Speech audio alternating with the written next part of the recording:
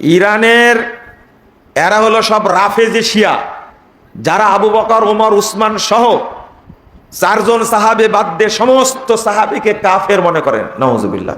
মা আয়েশাকে তারা বেশ্যা মহিলা বলে। নাউজুবিল্লাহ। এদের কাফের বলাই লাগবে। যদি আপনি কাফের না মনে করেন, আপনি নিজেও কাফের। আসসালামু আলাইকুম। এই যে মৌলবীর বক্তব্য শুনলেন, তার নাম হচ্ছে মুজাফফর বিন মুহসিন। তিনি আহলে হাদিসের একজন শায়েখ। এই লোকটাকে নিয়ে আমি কয়েকটা ভিডিও বানাইছিলাম যে তিনি অত্যন্ত ইরান বিরোধী এবং মুসলমানদের ভিতরে ইরানের বিরুদ্ধে যে বিদ্বেষ এবং সেটা কিন্তু তিনি ছড়াই যাচ্ছে একের পর এক। এই লোকটার বিরুদ্ধে আইনগত ব্যবস্থা নেওয়া উচিত। আমি মনে করি বাংলাদেশ সরকারের উচিত আইনগত ব্যবস্থা নেওয়া, যে মুসলমানদের মধ্যে তিনি যেভাবে বিদ্বেষ ছড়াচ্ছে। দেখেন, তিনি এই ভিডিওতে তিনি বললেন যে আয়াতুল্লাহ খোমেনি এবং আয়াতুল্লাহ আলী খামেনি প্রথম খলিফা, দ্বিতীয় খলিফা মা আয়েশাকে নিয়ে বই লিখেছেন এবং সেই বইতে তাদেরকে অকথ্য ভাষায় গালিগালাজ করেছেন, তাদেরকে কুকুরের সমতুল্য তুলনা করেছেন, আরও অনেক কথা বলেছেন। এই তথ্যটি সম্পূর্ণ মিথ্যা কথা। এই ধরনের কোনো বই তারা লেখেননি। তারা যে বই লিখেছে সেই বইতে কখনো কোনো খলিফাকে তারা গালিগালাজ বা অসম্মান করেনি। মা আয়েশাকে নিয়ে কোনো রকম কোনো কটূক্তি বা কুরুচিপূর্ণ কথা বলেনি। আমি তার রেফারেন্স আপনাদেরকে দেখাচ্ছি, স্ক্রিনে আপনারা খেয়াল করেন। তারা যে বই দুটি লিখেছে আয়াতুল্লাহ আলী খামেনি, একটির নাম হচ্ছে কাশফুল আশরার এবং আর একটা বইয়ের নাম আল হুকুমা আল ইসলামিয়া।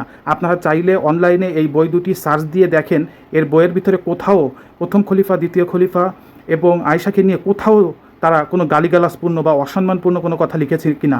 অথচ এই মুজাফফর বিন মুহসিন, এই বেয়াদব, এই বদমাইশ হুজুর কত বড় মিথ্যা কথা তিনি মসজিদের মেম্বারে হোক বা মাহফিলের মঞ্চে দাঁড়ায় বলছে ইরানের বিরুদ্ধে, তাদের বিরুদ্ধে বিষোদ্গার করছে, মুসলমানদের ভিতরে একটা বিদ্বেষ ছড়াই দিচ্ছে যেন তারা ইরান বিরোধী হয়, তারা যেন তাদের প্রতি আরও বেশি ক্ষিপ্ত হয়। হ্যাঁ, এই ধরনের ফিতনা ছড়াচ্ছে যে এই মুজাফফর বিন মুহসিন, তিনি একের পর এক এই ধরনের ফিতনা এবং বক্তব্য দিয়েই যাচ্ছে।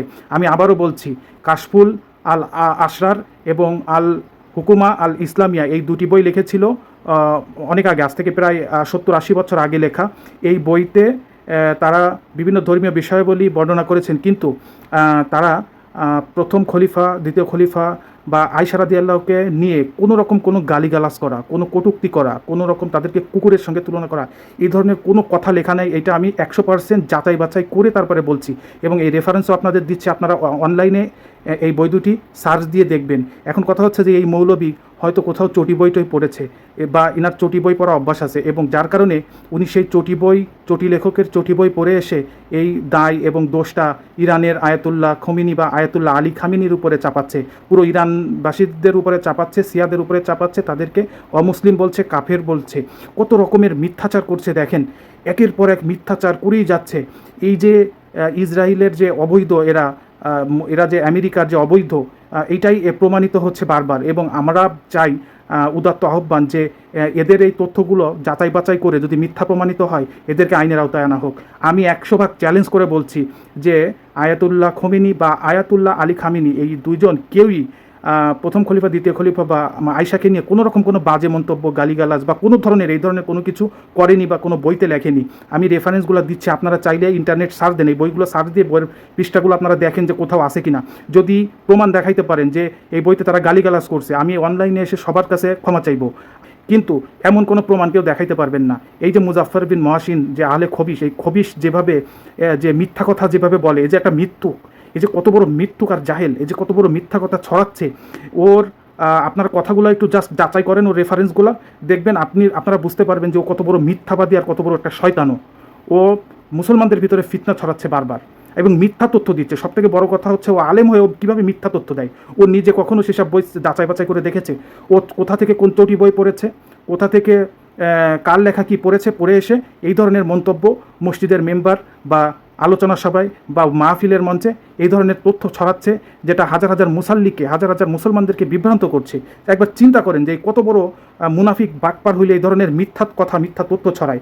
আমি আবারও বলছি যে আয়াতুল্লাহ আলী খামেনি বা আয়াতুল্লাহ খোমেনি তারা কখনো এই ধরনের কোনো বইয়ে প্রথম খলিফা, দ্বিতীয় খলিফা বা আয়েশাকে নিয়ে কখনো কোনো বাজে মন্তব্য করেনি। বরং তারা বারবার শিয়াদেরকে বলেছে যে তাদেরকে সম্মান করো, তাদেরকে সম্মান করো, কারণ তারা হচ্ছে আল্লাহ নবীর সাহাবী ছিলেন, সাহাবী হিসেবে তাদেরকে সম্মান করো। তাদেরকে নিয়ে কোনো বাজে কথা বলবে না। এমনকি আয়াতুল্লাহ আলী খামিনি 2010 সালে একটা আইনও পাশ করে যে কেউ এই সাহাবীদেরকে নিয়ে বা আয়েশাকে নিয়ে যদি বাজে মন্তব্য করেন তাকে আইনের আওতায় আনা হবে। এটা স্পষ্ট।